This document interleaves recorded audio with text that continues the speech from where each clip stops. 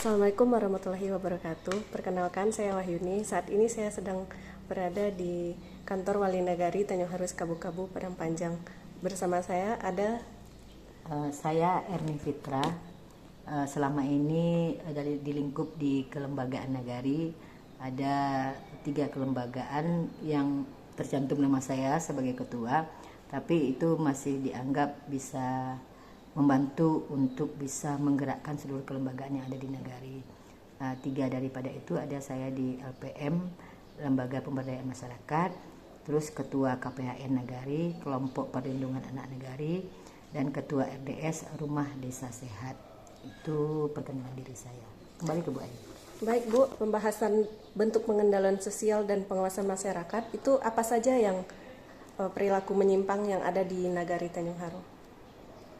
Berbicara masalah masyarakat berarti kita membicarakan secara globalnya bagaimana tatanan kehidupan yang memang dipengaruhi oleh banyak perilaku yang terjadi di dalam masyarakat atau di Nagari, khususnya Nagari kami Tanjung Haru Kabu-Kabu Padang Panjang.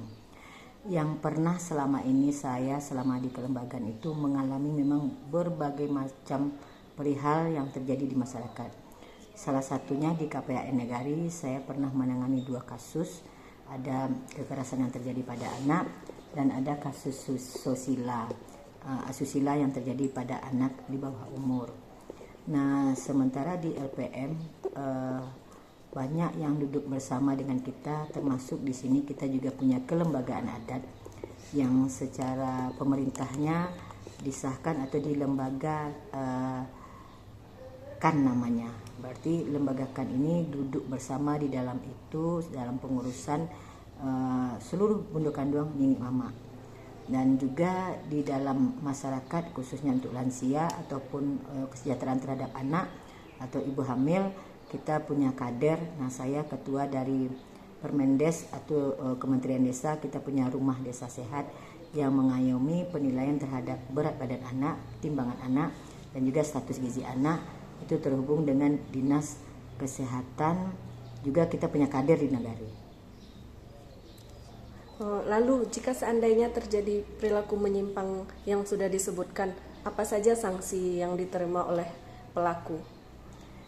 Secara masyarakat, saya khusus kami di kelembagaan, kita ada di Nagari 6 jorong. 6 jorong itu seluruh jorong itu pengawasannya terhadap masyarakat, juga membantu pelayanan terhadap masyarakat, dan juga kita punya Bamus Nagari yang menampung segala aspirasi masyarakat. Nah, jika terjadi penyimpangan atau perilaku menyimpang di dalam masyarakat atau di masing-masing jorong, nah jorongnya itulah yang akan menduduk bersamakan. Istilahnya kalau kita pakai di dalam kelembagaan atau masyarakat itu juga kita punya minyak mama secara adatnya itu musyawarah mufakat. Nah, biasanya persoalan yang terjadi dalam penyimpangan itu akan dikoordinasikan dulu dengan jorong, Bamus yang ada di Nagari, tokoh-tokoh masyarakat, tokoh pemuka masyarakat, dan tokoh agama. Nah, jika persoalan penyimpangan itu masih bisa dicari atau diberikan sanksi yang disepakati, berarti itu sudah menjadi kesepakatan di jorong masing-masing. Nah, apabila tidak bisa diadakan musyawarah secara mufakatnya di dalam jorong, berarti akan naik kasusnya menjadi kasus di pemerintah Nagari. Di pemerintah Nagari kita punya namanya Forum Kemitraan Polisi Masyarakat atau dikenal dengan FKPM. Nah, di sini kasus yang terjadi, apakah itu penyimpangan yang sifatnya terjadi sengketa terhadap tanah wilayah ataupun tanah di masyarakat.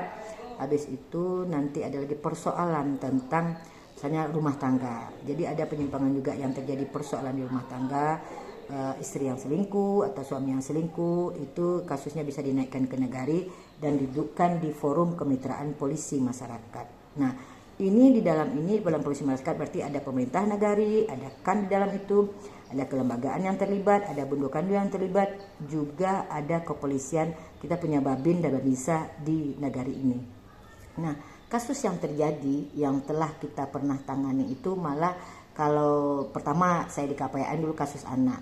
Nah, sampai kita punya terlink dengan Dinas DP2 KBP 3A bagaimana penanganan anak sampai kasus ini masuk ke ranah hukum, dan mereka juga memberikan pelayanan di UPTD PPA namanya terhadap anak. Alhamdulillah kita selesaikan dengan baik sampai ke ranah hukum didampingi oleh Dinas DP2KB P3A. Nah, yang kasus di masyarakat yang berupa kasus yang pelanggaran adat atau misalnya anak kemenakan yang tidak patuh terhadap nenek mama atau penghulunya, itu berarti duduknya di balai. Nah, diberikan sanksi hukum. Sanksi hukum itu secara pemerintah dan juga sanksi secara adat. Biasanya didudukkan di balai nagari atau IPA nagari yang ada di masing-masing jorong. Ada namanya Ikatan Pemangku Adat. Disitulah dibahas bagaimana persoalan kasus adat ataupun penyimpangan terjadi dalam rumah tangga, anak kemenakan dilibatkan, nenek mamanya juga dilibatkan di dalam itu, bundo kandungnya dilibatkan. Nanti ada sanksi adat berupa yang diberikan biasanya denda. Apakah itu berupa materi, apakah juga berupa misalnya ada pembangunan untuk masjid, tapi yang bermanfaat untuk masyarakat. Nah, itu dalam musyawarah mufakat juga antara nenek mama dan pemerintah nagari. Ya, baik. Jadi di Nagari Tanjung Haru sudah dilakukan bentuk beberapa pengendalian sosial dan pengawasan masyarakat, baik itu di lingkup kantor wali nagari, BAMUS, dan forum lembaga-lembaga lain serta adat dan masyarakat itu sendiri. Terima kasih.